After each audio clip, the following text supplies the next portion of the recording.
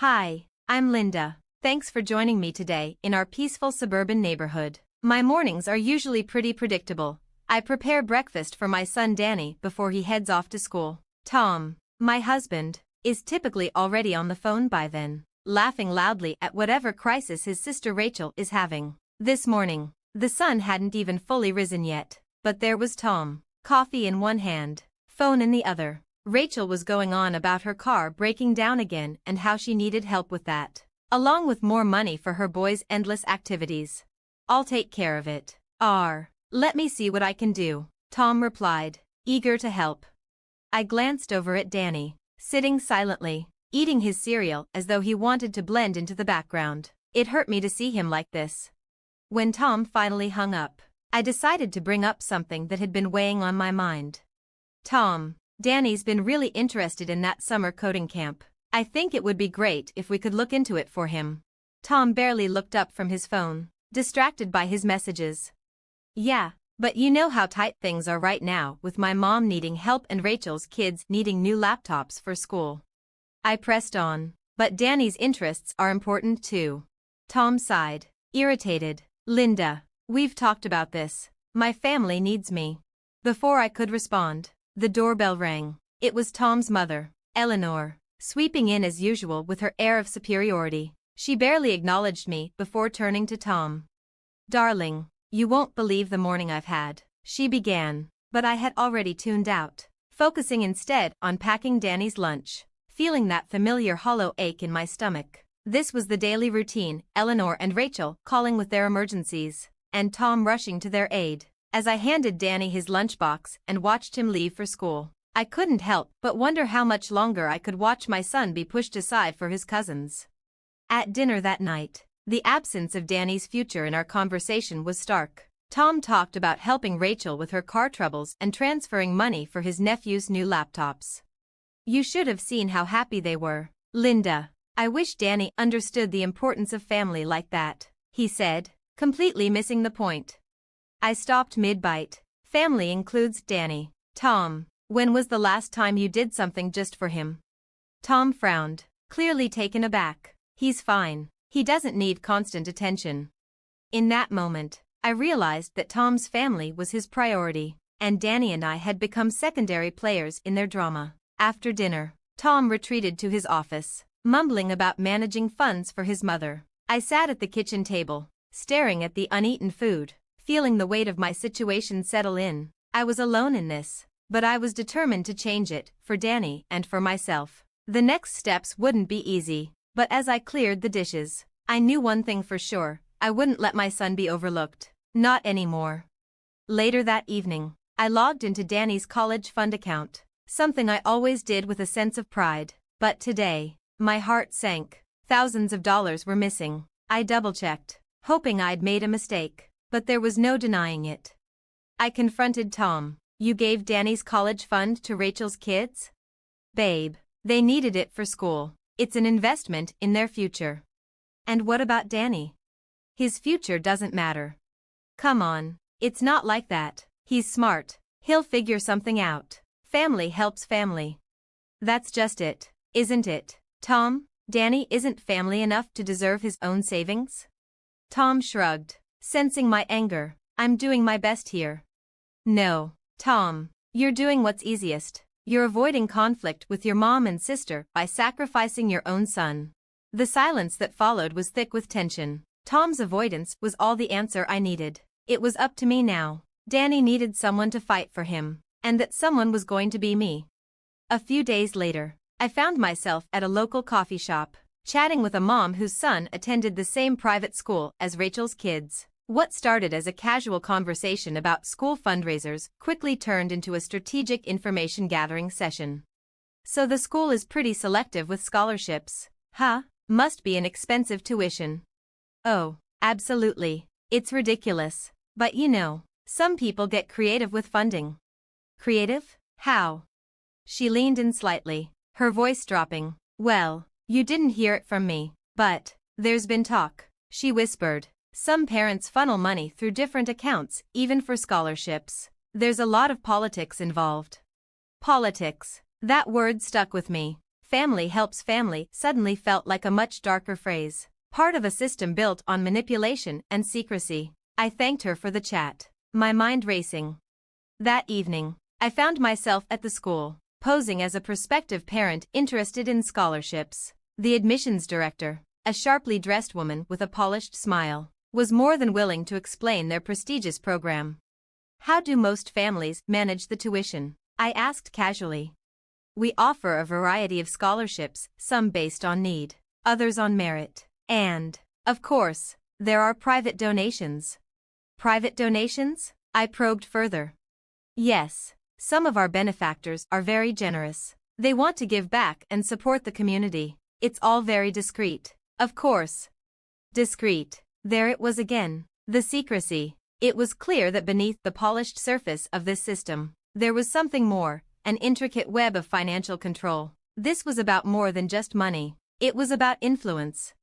As I left with brochures, a new sense of purpose filled me. If Tom and his family were part of this system, they weren't just jeopardizing Danny's future, they were part of a game that controlled far more than just college funds. On the drive home, the streetlights blurred as my mind raced. How many others were out there, silenced by the weight of financial dependence? How deep did this go?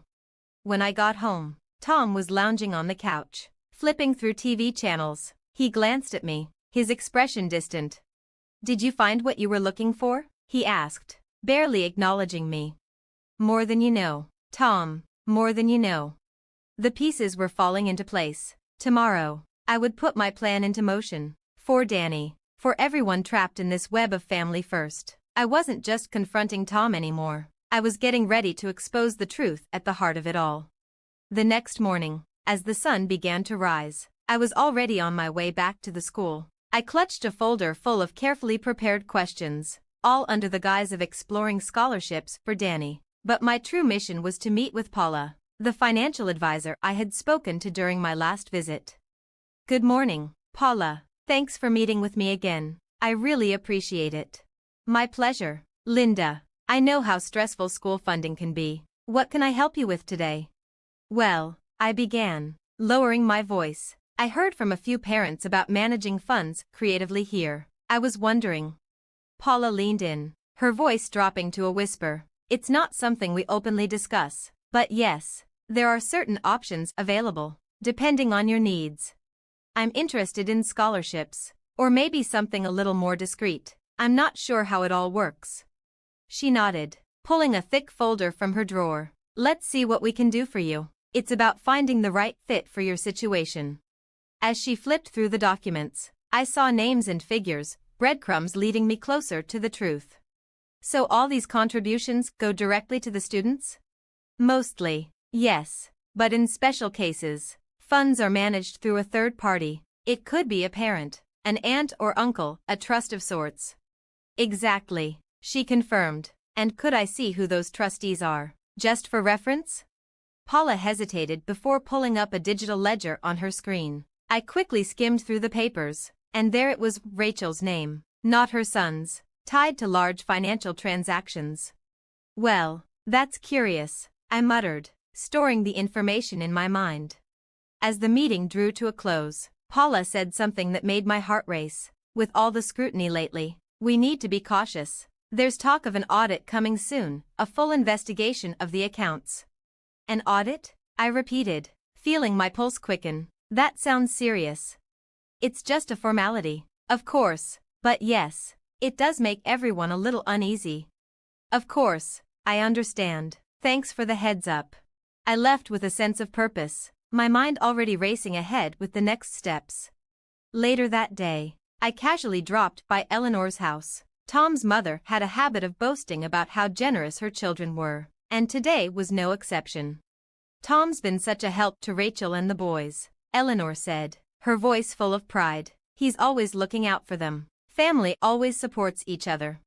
"I heard the school might be getting an audit soon," I said, keeping my tone casual. "It's nice that everything's so transparent, isn't it?" Eleanor paused, her teacup frozen in midair. "An audit? But why?" "Oh, I'm sure it's just a routine check. It's probably for peace of mind, to make sure everything is in order." I watched as the worry crept into her face. the seed of doubt planted firmly. Well, I suppose I'll mention it to Rachel. Probably a good idea, I replied as I left, feeling confident my plan was working. The news of an audit would spread like wildfire, and with Rachel and Tom's questionable financial activities, panic was bound to follow. The next morning, I was in the kitchen when the phone rang. It was the school's number. My heart skipped a beat. Good morning, this is Paula from the school. We've begun a preliminary review of our accounts, and it looks like there might be some discrepancies. Really? That sounds concerning, I said, feigning surprise. Yes, we've received a few anonymous tips. We're digging into everything thoroughly.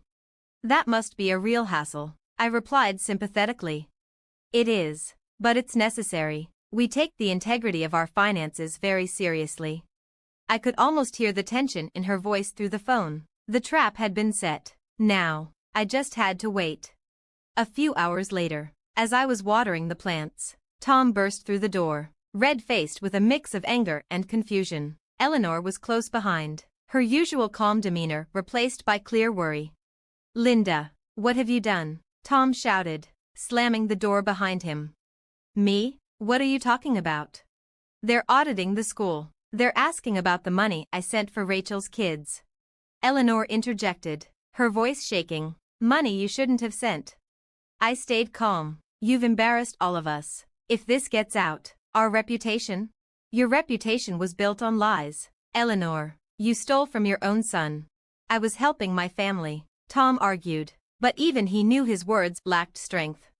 But at what cost? Tom, who really is your family? He didn't answer, his silence the loudest admission of guilt. That evening, the tension was palpable. News traveled fast in a close-knit town. Neighbors whispered as they passed our house, casting sympathetic or judgmental glances. The phone rang again. It was Rachel, her voice frantic. Tom, what have you done? They're asking about the scholarships. The money, it was for you and the kids. Tom, Rachel's voice trembled. I did it all for you. You've put us all in danger, she snapped.